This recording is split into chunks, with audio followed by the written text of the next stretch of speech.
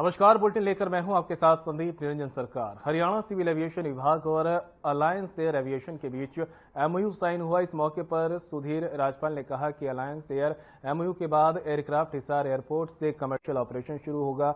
अयोध्या, जम्मू, दिल्ली, अहमदाबाद, चंडीगढ़ और जयपुर के लिए फ्लाइट शुरू होंगी। साथ ही उन्होंने कहा कि 20 जून को मुख्यमंत्री खुद जाकर इनॉग्रेशन करेंगे। तो वहीं सीएम नायब सैनी ने कहा कि प्रदेश के लिए बड़ा गौरव और हर्ष का विषय है।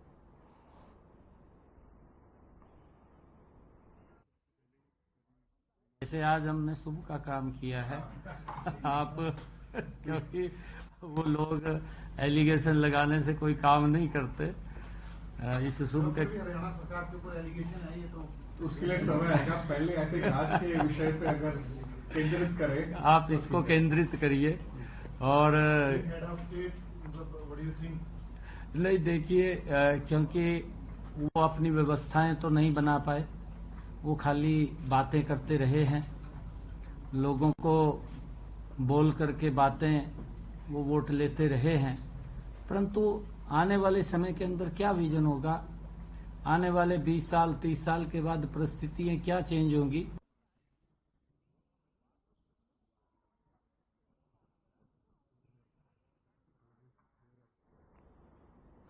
तो वहीं सीएम नायब सिंह सैनी ने कुरुक्षेत्र स्थित गीता ज्ञान संस्थान में गीता मनीषी स्वामी ज्ञानानंद महाराज से बंद कमरे में मुलाकात की। बता दें कि मुख्यमंत्री नायब सिंह सैनी अचानक गीता मनीषी स्वामी ज्ञानानंद महाराज के आश्रम पहुंचे और एक बंद कमरे में करीब 2 घंटे तक गीता मनीषी स्वामी ज्ञानानंद महाराज के साथ वार्तालाप चले। इस दौरान मुख्यमंत्री नायब सिंह सैनी के साथ हरियाणा के राज्य मंत्री और स्थानीय विधायक सुभाष सुधा भी रहे।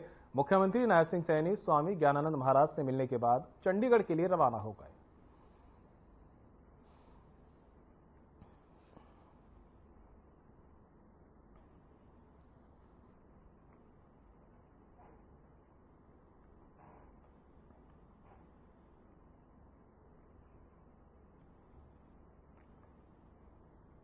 तो वहीं करनाल लोकसभा से नवनिर्वाचित सांसद मनोहर लाल केंद्रीय मंत्री बनने के बाद करनाल पहुंचे। इस दौरान पार्टी के कार्यकर्ताओं ने उनका भव्य स्वागत किया है। ये तस्वीर आप देख सकते हैं किस तरह से जो है मंत्री बनने के बाद पहले बार वो अपने लोकसभा क्षेत्र पहुंचे हैं और लोगों में बड़ा उत्साह देखा गया। भव्य स्वागत किया गया है, फूल मालाओं के साथ उनका स्वागत किया है। ये पहली बार था जब मुख्यमंत्री मनोहर लाल करनाल से सांसद चुने गए और उसके बाद केंद्रीय मंत्री बने। केंद्रीय मंत्री बनने के बाद पहली बार करनाल दौरे पर रहे।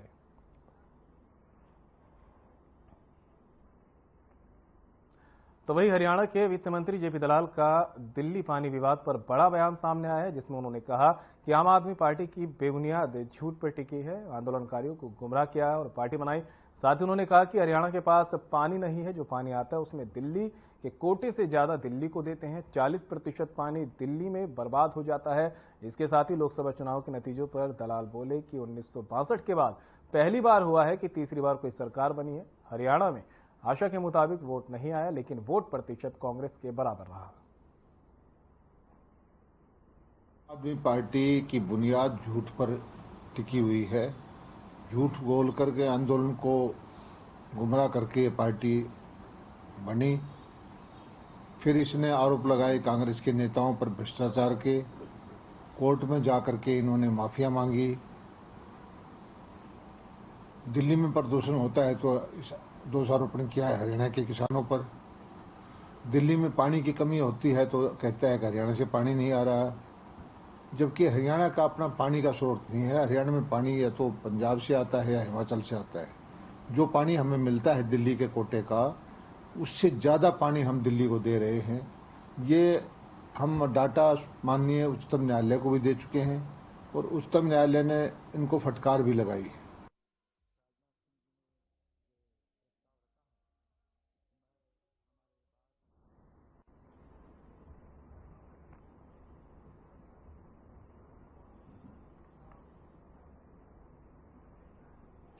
सिरसा लोकसभा क्षेत्र की सांसद कुमारी सैलजा का जीतने के बाद पहली बार रतिया पहुंची, जहां उन्होंने रतिया क्षेत्र की जनता का धन्यवाद किया।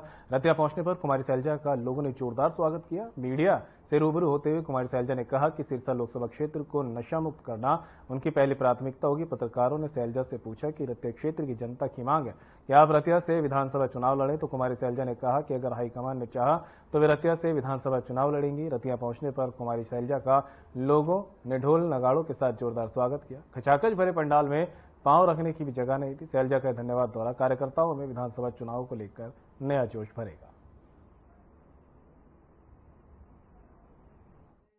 एक बात है, नारंग साहब गोड़िया से बात यह है कि यहाँ पर जितने मौजूद हैं उन सबका नाम लेने लायक है, क्योंकि सब ने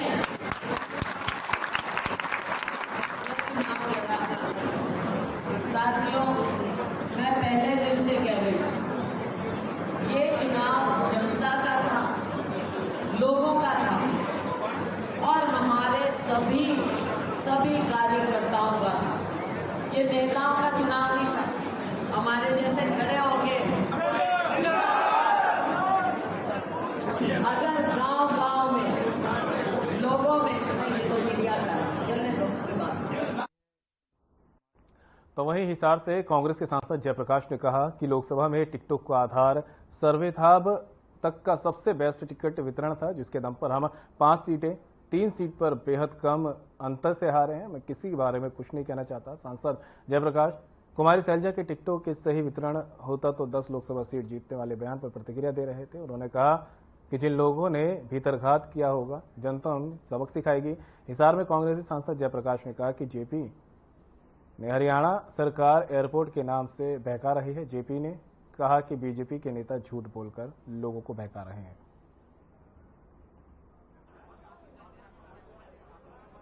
तो वो क्या कह रही है मुझे तो नहीं पता इस मामले में। ना तो मैंने सुना है ना मैंने पढ़ा है, लेकिन मैं ये कह सकता हूं कि इससे बढ़िया टिकटों का बंटवारा हो नहीं सकता, क्योंकि ये पार्टी हाईकमान ने सर्वे करा करके टिकट दी। अगर सर्वे करा करके टिकट ना होती तो कम से कम मैं बाकी किसी का ठेकेदार नहीं, मुझे टिकट नहीं मिलती। लोकसभा चुनाव से पूरी तरह उत्साहित हरियाणा के पूर्व मंत्री और झज्जर की कांग्रेस विधायक गीता भुक्कल ने हरियाणा की बीजेपी सरकार पर एक बार फिर निशाना साधा। उन्होंने कहा कि लोकसभा चुनाव में हरियाणा के अंदर बीजेपी जहां हाफ हो गई थी, वहीं विधानसभा चुनाव में पूरी तरह से साफ हो जाएगी। गीता भुक्कल शुक्रवार को अपने निवास स्थान पर पत्रकारों से बातचीत कर रही थी। उन्होंने कहा कि हरियाणा में ही नहीं बल्कि पूरे देश में कांग्रेस का वोट प्रतिशत बढ़ा है और लोगों ने कांग्रेस को सत्ता सौंपने के लिए पूरी तरह से मन बना लिया है।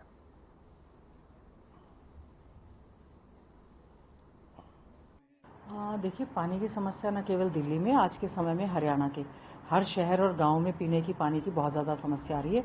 जगह जगह पर लोग जो है रोड जाम कर रहे हैं। पानी की सप्लाई के अलावा जो पानी है वो स्वच्छ पानी नहीं है।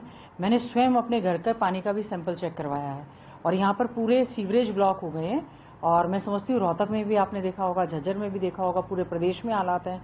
और जहाँ तक दिल्ली की बात है, मैंने तो हरियाणा के जो मिनिस्टर हैं उनका बयान सुना था कि पूरा पानी जो है वो दिल्ली को दिया जा रहा है। हमारी चिंता इस बात को लेकर है, ठीक है, दिल्ली को दिल्ली के हिस्से का पानी मिलना चाहिए, लेकिन ये भी सुनिश्चित होना चाहिए कि हरियाणा में आज के समय में बहुत ज़्यादा पानी की किल्लत हो रही है और इसमें सबसे बड़ा कारण जो है वो बिजली की सप्लाई माना जा रहा है।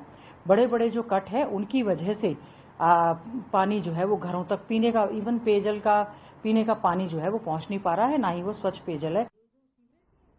श्री चैतन्य स्कूल के छात्रों ने अमेरिका, नासा, एनएसएस, आईएसडीसी में परचम लहराया है। आईएसडीसी सम्मेलन में करीब 30 देशों के सैकड़ों छात्र उपस्थित हुए, जिनमें से 167 छात्र चैतन्य स्कूल के ही थे। खास बात यह रही कि दुनिया के किसी भी विद्या संस्थान के इतने छात्र इस सम्मेलन में चयनित नहीं हुए। आपको बता दें कि स्पेस सेटलमेंट कॉन्स्टेंट में केवल भारत से ही 28,000 छात्र शामिल हुए थे, जिनमें श्री चैतन्य स्कूल के 639 छात्रों ने अंतर्राष्ट्रीय स्तर पर भाग लिया था। आईएसडीसी में 11वीं बार विनिंग प्रोजेक्ट जीतकर विश्व चैंपियन के रूप में खड़ा हुआ है। श्री चैतन्य की डायरेक्टर सीमा ने संस्था की कई उपलब्धियों को गिनवाते हुए बताया कि इस सम्मेलन में लिटरेरी वर्ग में $500 पुरस्कार पाने वाली दुकान की इकलौती संस्था श्री चैतन्य स्कूल ही है। इसके साथ ही उन्होंने बताया कि आर्टिस्टिक मेरिट वर्ग में $500 का इनाम पाने वाला छात्र भी चैतन्य का है। श्री चैतन्य की अकादमिक डायरेक्टर ने बताया कि श्री चैतन्य स्कूल ही एक ऐसा ग्रुप है जो लगातार 13 सालों से अमेरिका के ISDC सम्मेलन में भाग ले रहा है। उन्होंने कहा कि श्री चैतन्य के अलावा भारत में या दुनिया में ऐसी कीर्ति स्थापित करने वाली दूसरी कोई संस्था नहीं है। अकादमिक डायरेक्टर सीमा ने सभी पुरस्कृत छात्रों, अध्यापकों और कर्मचारियों को बधाई दी है।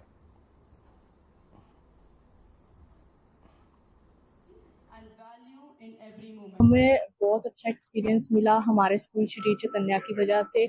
हम बहुत ग्रेटफुल है अपने स्कूल के लिए कि हमें इतनी एज में इतना अच्छा एक्सपीरियंस और नासा की लेबोरेटरी देखने को मिली।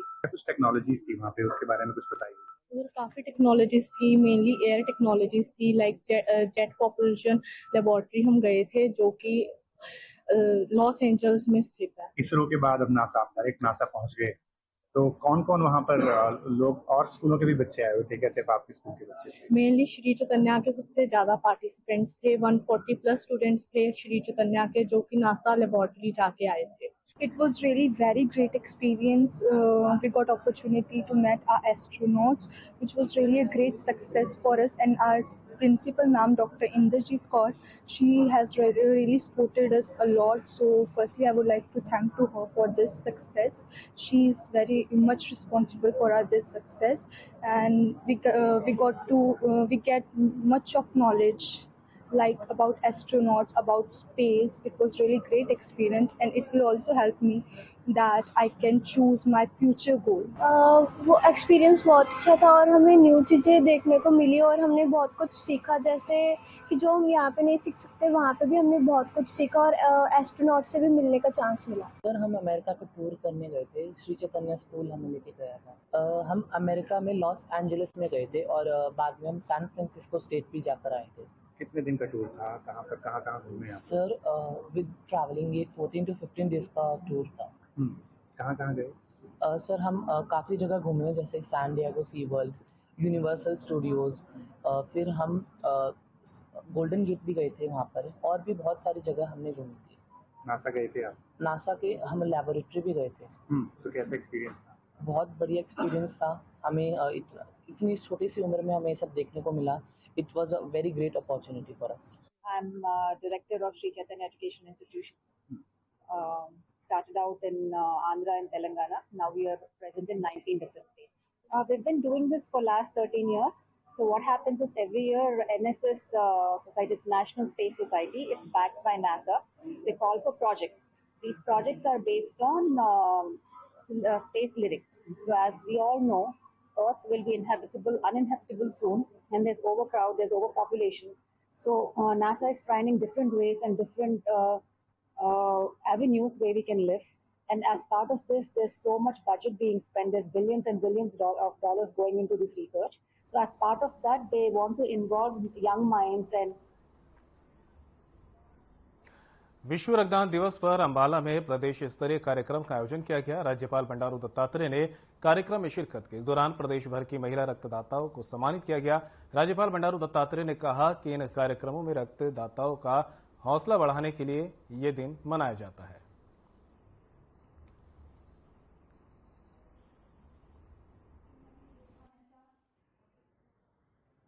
विश्व रक्त दिवस अंबाला में मनाया गया। प्रदेश में जिला विकास एवं संचालन शाखाओं के सहयोग से विभिन्न कार्यक्रम आयोजित कर विश्व रक्तदान दिवस मनाया जा रहा है। यह बड़े ही हर्ष का विषय कि संपूर्ण विश्व में स्वैच्छिक रक्तदान को बढ़ावा देने के लिए यह दिवस विशेष रूप से मनाया जाता है। यह दिवस रक्त के मुख्य 8 समूहों की खोज करने वाले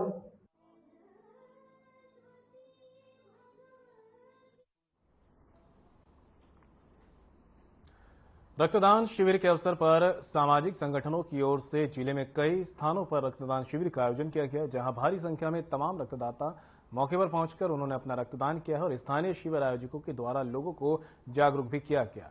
कि दुर्घटना के समय में जब किसी व्यक्ति को रक्त की आवश्यकता पड़ती है तो उसे समय पर कई बार रक्त न मिलने की वजह से व्यक्ति की जान भी चली जाती है। तो ऐसे में रक्त का होना मरीज के लिए बेहद जरूरी है, जिसके लिए हम सबको मिलकर अब रक्तदान करना बेहद जरूरी है, जिसके लिए तमाम सामाजिक संगठनों की ओर से शिविर लगाया जाता है।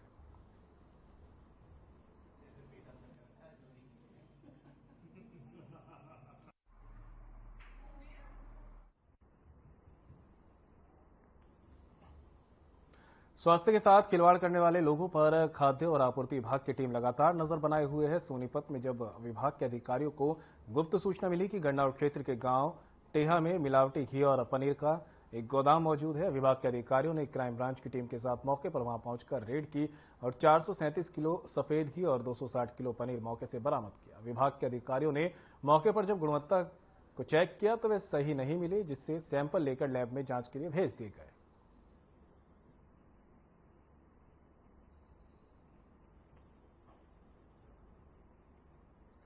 तो सोनीपत से आपको एक और बता रहे हैं, जहां पर नकली घी और पनीर बनाने वाली फैक्ट्री पर छापेमारी की गई है। खाद्य विभाग ने छापा मारा है। गुप्त सूचना मिली थी कि यहां पर नकली घी और नकली पनीर बनाया जा रहा है, जिसके बाद टीम मौके पर पहुंची। जब जांच की गई तो टीम को कुछ शक हुआ, जिसके बाद सैंपल इकट्ठा किए गए और जांच के लिए भेजे गए। चरखी दादरी एसपी पूजा वशिष्ठ के नेतृत्व में जिला पुलिस द्वारा नशा मुक्ति साइकिल यात्रा निकाली गई, जिसमें कई सामाजिक संगठनों ने पदाधिकारी भी शामिल हुए हैं। वहीं डीएसपी सुभाष चंद्र ने सदर थाना से नशा मुक्ति साइकिल यात्रा को हरी झंडी दिखाकर रवाना किया, जो शहर के मुख्य बाजारों से होते हुए संपन्न हुई। इस दौरान डीएसपी सुभाष चंद्र ने बताया कि नशा समाज की उन्नति के लिए बाधक है। साथ ही उन्होंने कहा कि नशा मुक्ति यात्रा का मुख्य उद्देश्य युवाओं को नशे के दुष्परिणामों के बारे में जानकारी देते हुए नशा छोड़ने के लिए प्रेरित करना है। बता दें कि जिला पुलिस द्वारा 26 जून तक नशा मुक्त भारत पखवाड़ा मनाया जाएगा। पखवाड़े के दौरान जिला पुलिस अलग अलग तरीके से नागरिकों को नशीली दवाओं के दुरुपयोग के खिलाफ जागरूक करेगी।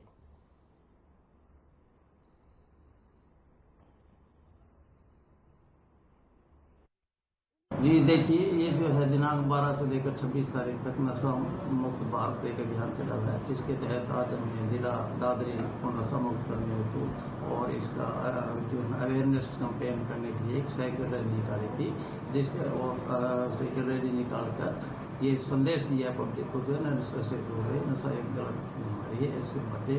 और साइकिल रैली के अंदर हमारे पुलिस जवानों ने और बच्चों ने बढ़ चढ़ कर भाग लिया था। और आगे भी हम जो है ना ऐसा अभियान 26 तक जो है चलाएंगे, करते रहेंगे प्रयास। और हमारी पुलिस जो है चरखी दादरी पुलिस लगातार जिला चरखी। बढ़ती गर्मी से जनजीवन अस्त व्यस्त है, तो वहीं बढ़ते पारे के कारण लोगों को महंगाई की मार भी झेलनी पड़ रही है। सब्जियों के दामों में लगातार इजाफा हो रहा है। सब्जी मंडी पुंडरी के आड़ती ने बताया कि गर्मी ज्यादा होने और हीट वेव से सब्जियां और फसलें खराब हो गई हैं, जिससे मंडी में सब्जियों की आवक घट गई। यही कारण है कि सब्जियों के दाम बढ़ गए हैं।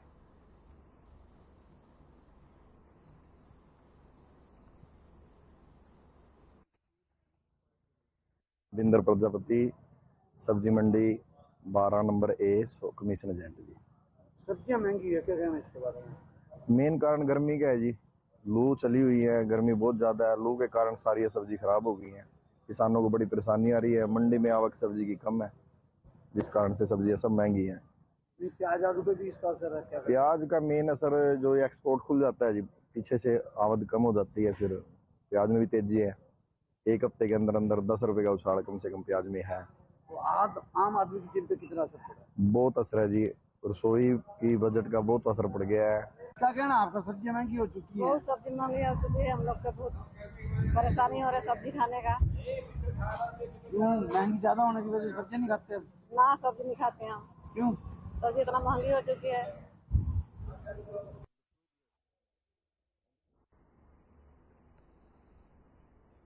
लगातार गर्मी के चलते सब्जियों के रेट में उछाल देखने को मिला है। वहीं आम लोगों की रसोई का बजट बिगड़ता दिखा है। इसी को लेकर सब्जी मंडी में दुकानदार और सब्जी खरीदने वाले लोगों ने बताया कि गर्मी के चलते फसल सब्जियों की खराब हुई है, जिसके चलते सब्जियां मंडियों में नहीं पहुंच पा रही। इन्हीं के कारण सब्जियों के रेटों में बढ़ोतरी हुई। जो सब्जी पहले 20 रुपए किलो मिलती थी, अब वो 40 रुपए मिल रही है, जिससे कि अब दुकानदारी पर भी काफी असर पड़ रहा है।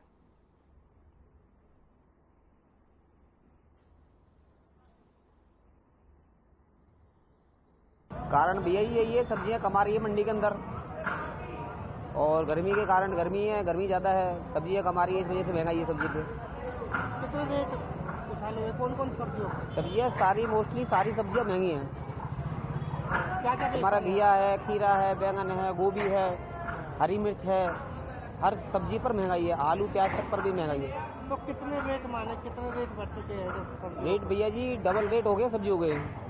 जो सौदा 10 रुपये किलो बिक रहा था वो 20 हो गया है, जो 20 था वो 40 हो गया है। हाँ जी। प्याज क्या रेट है? प्याज का रेट इस टाइम 200 रुपये धड़ी बिक रहा है, 40 रुपये किलो थोक में। क्या कहेंगे जो सब्जी के रेट पैसे से बढ़ गए? कि वैसे देखो सब्जी के रेट बढ़ गए तो उस हिसाब से सामान कम भी लेना पड़ रहा है और उस हिसाब से जेब की तरफ भी देख के चलना पड़ रहा है। जैसे गर्मी ज़्यादा पड़ रही है तो उस वजह से खेतों में भी सब्जी कम हो गई है, उस वजह से महंगाई हो गई है। तो कितने रेट देखने को मिले बढ़ने को जैसा आप खरीदने आए हैं? ये वैसा हर सब्जी 5 से 10 रुपये किलो बढ़ी गई है, हर सब्जी में फर्क पड़ा है इस चीज़ से। तो रसोई के बजट में काफी असर बढ़े जी। लक्ष्मी चंद जी। लक्ष्मी जी, सब्जी के जो रेट बढ़ गए हैं दिन प्रतिदिन, गर्मी का भी तापमान है, क्या कहेंगे रेट पे कितना असर पड़ रहा है? नहीं, बहुत ज़्यादा असर पड़ रहा है, महंगाई बहुत ज़्यादा हो रही है। पहले सब्जी कितनी ले जाते थे, अब कितनी ले जा रहे हैं? पहले तो ये लगा लो पूरा कट्टा भर कर ले जा रहे हैं, हाथ में थैलियों में ले जा रहे हैं। पहले 500 रुपये की सब्जी ले जाते थे, अब कितने की ले जा रहे हैं? अब तो 200 रुपये की, 300 रुपये की, जब 700-800 की भी ले जाते थे। महंगाई से इतना फर्क हुआ है।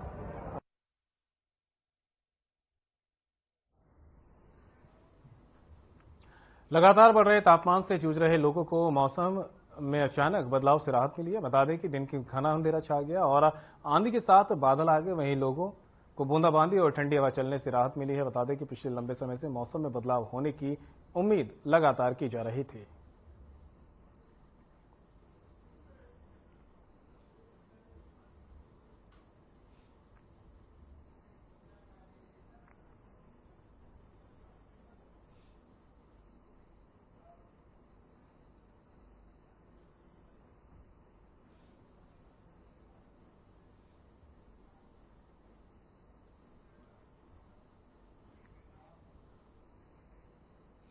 तीस जून के बाद मानसून का सीजन शुरू हो रहा है। यमुनानगर में पिछले साल बारिश के दौरान निचले इलाकों में पानी भर गया था। इस बार ऐसी दिक्कत ना आए, इसको लेकर प्रशासन अभी से एक्टिव है।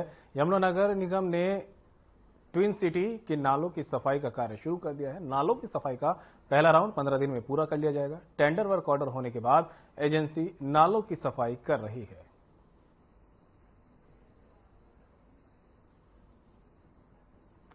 इसमें नगर निगम यमुनानगर ने अपनी तैयारी इनफैक्ट शुरू कर दी है और इसके लिए काफ़ी एक्टिव है।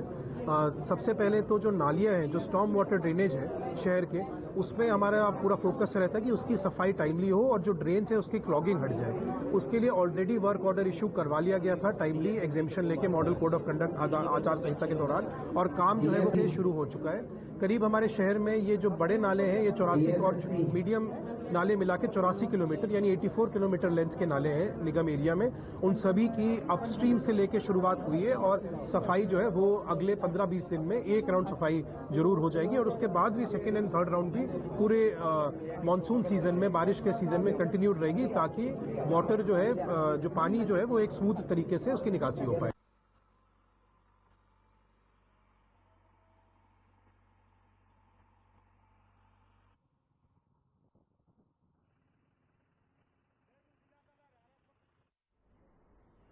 और फिलहाल बुलेटिन में मेरे साथ इतना ही। दीजिए इजाजत, नमस्कार।